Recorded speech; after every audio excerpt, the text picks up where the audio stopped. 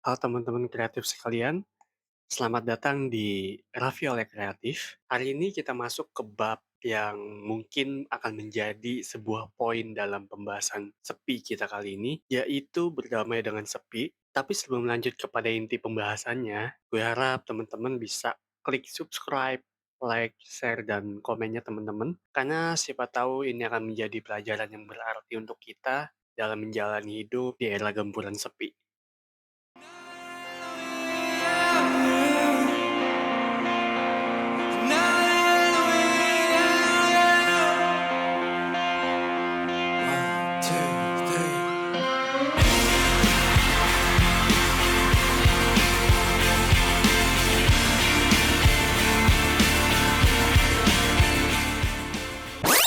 Setelah kita paham soal wajah-wajah sepi dan kenapa kita takut sepi, kita sudah mulai bisa bergerak untuk berdamai dengan sepi. Kalau kita sudah memahami kadar diri sendiri seperti apa dan apa yang membuat sepi itu muncul dan mengenali sepi, sekarang kita bareng-bareng untuk berdamai dengan sepi, kuncinya tetap tenang, karena sepi itu bukan musuh. Sepi itu bukan suatu hal yang harus kita hindari secara berlebihan dan mati-matian. Itu hanya tanda kalau kita butuh waktu untuk istirahat, walaupun hanya sebentar. Sepi memberikan kita ruang untuk bernafas lega sejenak, untuk memberikan kita ruang tersendiri untuk mengisi energi. Jangan jadi orang yang tergesa-gesa dalam menghadapi kesepian, tapi jadi orang yang sabar dan menerima dahulu sepi itu untuk dijadikan sebagai waktu istirahat sebentar. Atau kalau lo pencipta musik, coba diiringi dengan musik yang bisa memberikan relaksasi untuk diri sendiri atau lagu kesukaan pribadi. Kebanyakan orang ketika merasakan kesepian, itu malah buru-buru buat sibuk, buat lari ke tempat ramai, nyari hiburan, padahal itu simbol dalam diri untuk memberikan waktu istirahat. Jangan lari ketika mendapatkan sepi, tapi tahan dan coba untuk mengatur diri agar tetap berada dalam kenyamanan. Sepi itu juga suatu bentuk kenyamanan dalam diri dan juga bentuk sayang rasa diri kita kepada kesehatan diri sendiri. Mengapa demikian? Karena dari situ kita bisa istirahat, bisa refreshing, bisa mengatur pernafasan agar tetap rileks. Tapi kebanyakan orang malah tergesa-gesa dan pada akhirnya ketika sudah dapat menghilangkan rasa sepi itu, ya akan menguras tenaga dan pikiran lagi karena memaksa untuk menghilangkan rasa sepi itu.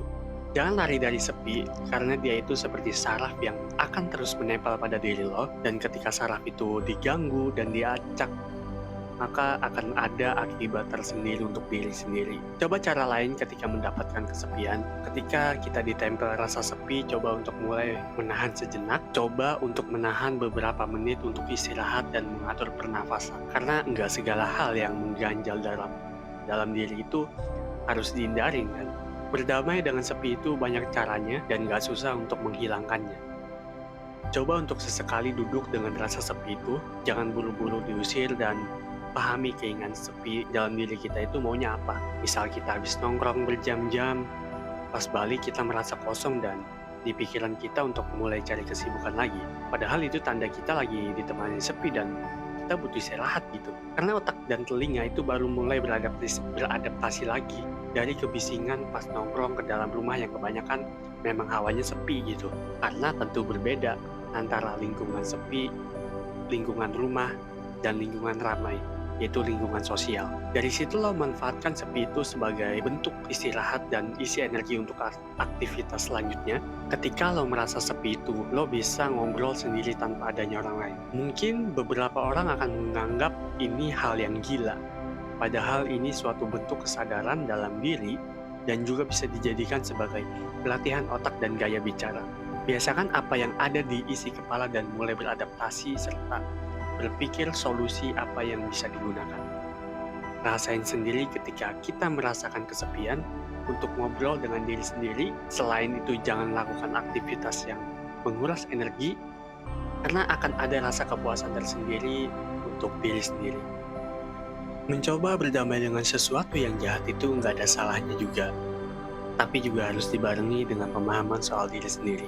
Kita berdamai dengan sesuatu yang jahat atau mengganggu, tapi jangan lupa juga soal kemampuan diri. Melihat titik terlemah diri di mana dan titik tertingginya di mana, setelah memahami itu, kita akan paham bahwa nggak semua hal jahat yang ada pada diri harus dihindari. Kadang hal-hal itu harus dilawan agar rasa jahat itu segan dengan diri kita. Begitupun kita menerima rasa sepi, rasa yang sangat mengganggu tapi pasti punya arti di dalamnya. Coba untuk duduk dengan sepi, pasti kita akan paham bahwa diri kita ini butuh yang namanya mengeluarkan suara. Suara yang memang murni dari isi kepala dan hati. Coba lebih akrab dengan sepi, pasti akan ada hal-hal yang selama ini kita pendam. Pasti ada hal-hal yang selama ini kita ganjel, sampai pada akhirnya kita selalu merasa sepi. Padahal yang nggak paham dan selalu menghindar ketika merasakan sepi itu kita sendiri gitu loh. Jangan maksa jadi orang yang kuat, tapi maksa jadi untuk memahami dan menerima apa yang membuat diri menjadi nggak kuat. Karena selama ini mungkin saja kita selalu berpura-pura kuat di depan orang banyak, di depan orang yang kita sayang, di depan ibu dan ayah kita. Terlalu banyak topeng juga bikin diri sendiri capek. Diri kita akan capek ketika banyak sekali topeng di muka yang kita bawa setiap hari.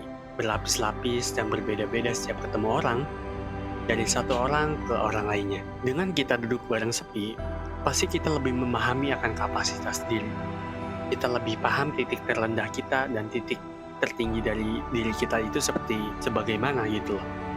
Jangan menjadi orang yang selalu mau dilihat tegar dan kuat, tapi jadi orang yang selalu mau menerima dan belajar dari setiap titik itu.